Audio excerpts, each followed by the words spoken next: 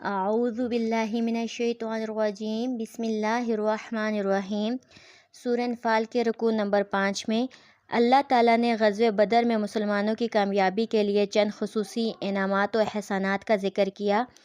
غزوہ بدر کفر و اسلام کا پہلا معرکہ تھا، جس میں 313 مجاہدین نے 1000 سے زیادہ افراد پر مشتمل لشکر کفار کو عبرتناک شکست دی۔ اس جنگ میں ان کے بڑے بڑے سردار مارے گئے اور ان کا غرور خاک میں مل گیا۔ مسلمانوں کی بے سر و سامانی کا عالم یہ تھا کہ ان کے پاس جو سامان حرب تھا وہ بھی نامکمل تھا۔ کسی کے پاس تلوار تھی تو نیزہ اور ڈھال نہیں تھے، کسی کے پاس نیزہ تھا تو تلوار نہیں تھی۔ سواری کے لیے صرف 2 گھوڑے اور 17 اونٹ تھے، جبکہ کفار کے پاس 200 گھوڑے اور 700 اونٹ تھے۔ اس کے باوجود اللہ تعالیٰ نے مسلمانوں کی مدد فرمائی اور انہیں خاص انعامات و احسانات سے نوازا، جس سے مسلمان فتح یاب ہوئے اور اللہ تعالیٰ کا دین بلند ہوا۔ کفار میدان بدر میں پہلے پہنچ کے تھے، جنہوں نے موزوں جگہ پر اپنے خیمے نصب کر لیے اور پانی پر بھی قبضہ کر لیا۔ مسلمان جب میدان میں پہنچے تو ریت کے ٹیلوں کے سوا کچھ مناسب جگہ نہ تھی جہاں پر وہ پڑاؤ ڈالتے۔ جہاں جگہ ملی خیمے کو گھاڑ لیا۔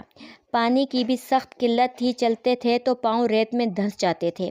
چونکہ وضو اور غسل کے لیے بھی پانی میسر نہیں تھا، اس لیے تیمم سے سارا کام چلتے تھے۔ شیطان رہ رہ کر دل میں وسوسے ڈالنے لگا کہ تم اپنے آپ کو خدا کے مقرب سمجھ بیٹھے ہو، کفار کے مقابلے میں اپنی حالت دیکھ لو۔ کیا خدا کے مقربین کا یہی حال ہوتا ہے؟ اس غزوے کو کسی بھی پہلو سے دیکھا جائے تو اس میں مسلمانوں پر اللہ تعالیٰ کے انعامات کی بارش نظر آتی ہے، جن میں سے چند درج ذیل ہیں۔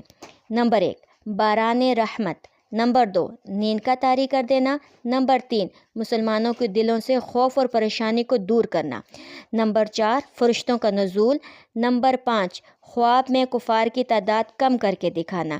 نمبر 6، فتح کی بشارت۔ نمبر 7، نبی کریم صلی اللہ علیہ وآلہ وسلم کا معجزہ۔ پہلا جو خصوصی انعام باران رحمت تھا۔ جب صبح کو جنگ ہونے والی تھی تو اس رات بادل آ گئے اور اتنی مسلح دھار بارش ہوئی کہ وادیاں لبریز ہو کر بہنے لگی۔ اس بارش سے 3 فائدے ہوئے۔ نمبر 1، مسلمانوں کو پینے کا کافی مقدار میں پانی مل گیا، جس سے انہوں نے نہا کر اپنے جسموں کو پاک کر لیا، فوراً حوض بنا کر پانی جمع کر لیا۔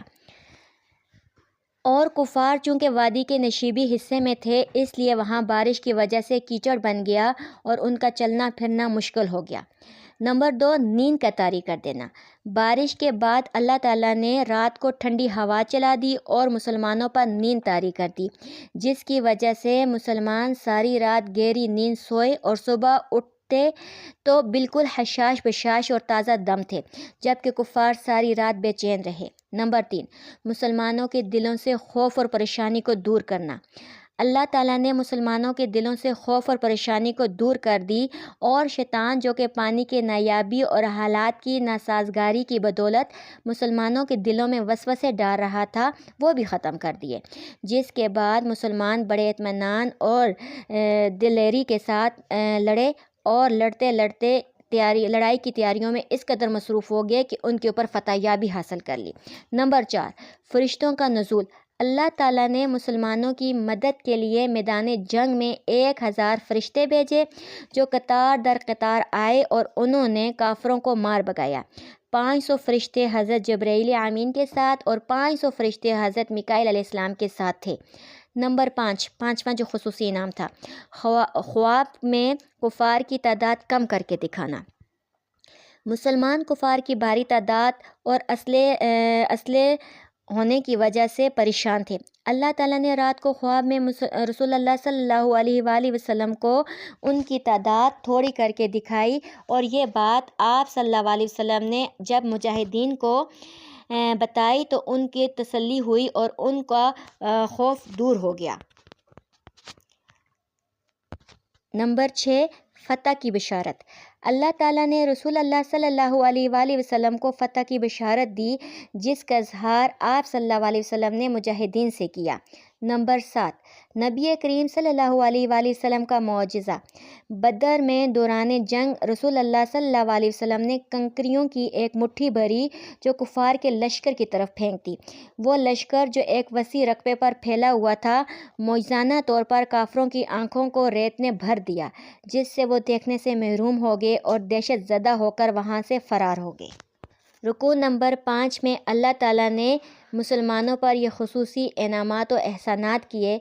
وآخر دعوانا والحمد للہ رب العالمین۔